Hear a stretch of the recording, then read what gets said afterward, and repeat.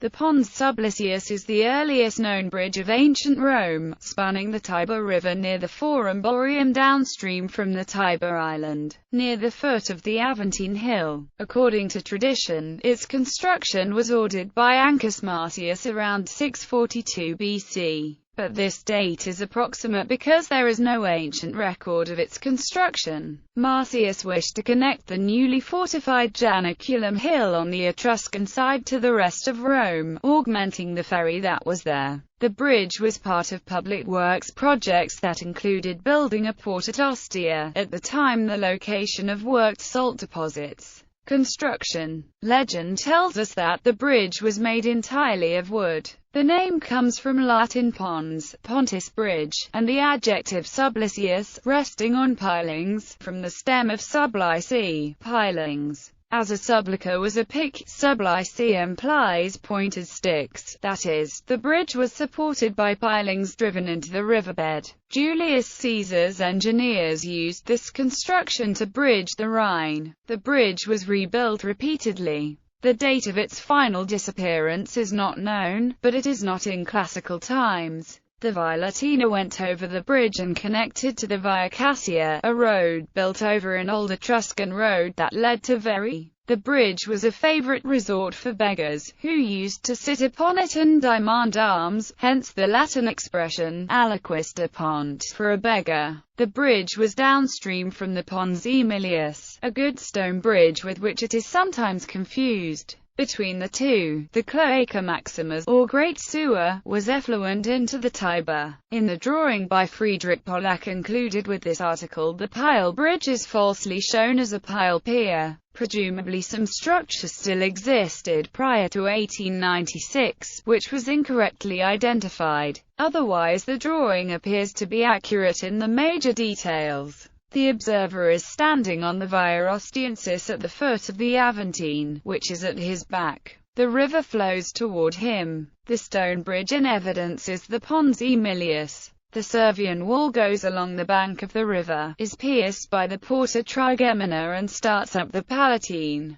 Beyond the gate is the Forum Boarium. In the immediate foreground are the docks, or navalia. The pier is highly unlikely, as any ship tied up at it as shown would be unstable in the full force of the current. Moreover, the masts would have to be shipped for passage under the bridges. One can readily see how unsuitable the river was for seagoing traffic and how necessary the port of Ostia would have been to Rome. The opening of the Cloaca Maxima is between the docks and the stone bridge. Beyond the bridge you can just see the Aesculapium on Tiber Island. Looming over the whole scene is the Capitoline, with the temple of Jupiter Capitolinus upon it. The rising ground on the opposite side of the stone bridge is the Janiculum. Horatius Cocles at the bridge. The legend of Publius Horatius Cocles at the bridge appears in many classical authors, most notably in Livy. After the overthrow of the Roman monarchy in 509 BC, the exile of the royal family and the king Lucius Tarquinius Superbus, and the establishment of the Roman Republic, Tarquinius sought military aid to regain the throne from the Etruscan king of Clusium, Lars Porsena.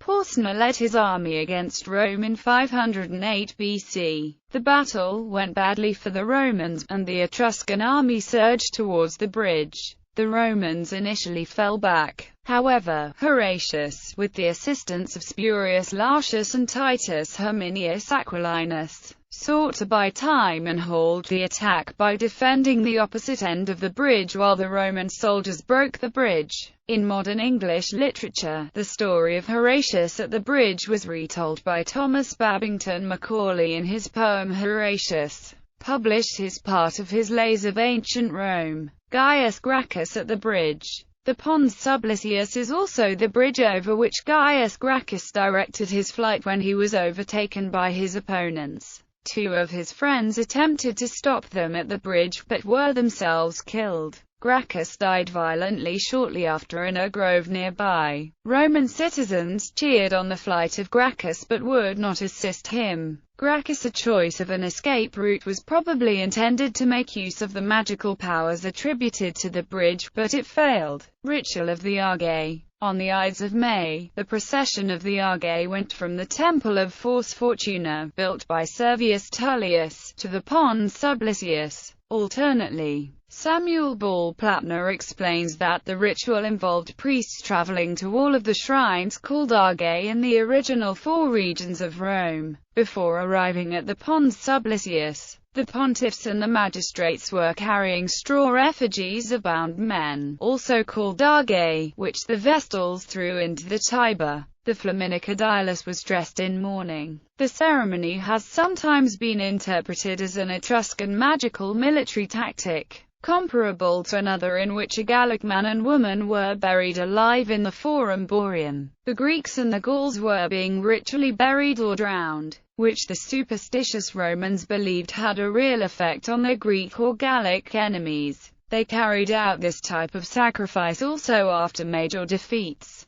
New developments. The Papers of the British School at Rome, Volume 72, 2004, contain an article by Pier Luigi Tucci. 8 fragments of the Marble Plan of Rome shedding new light on the Transtiberim. In it he claims that fragments 138 AF and 574 AB of the former Urbis, a marble plan of Rome from the time of Septimius Severus, show the right bank of the Tiber, opposite the Aventine. A road appears there, formerly thought to cross the Pons Aemilius, but shown on the former crossing another bridge, the last remains of which were removed in the late 19th century. It is thought to have been the Pons Sublicius. For an updating, see Pier Luigi Tucci, The Pons Sublicius, a reinvestigation, in Memoirs of the American Academy in Rome, Volume 56-57, 2011-2012, pp.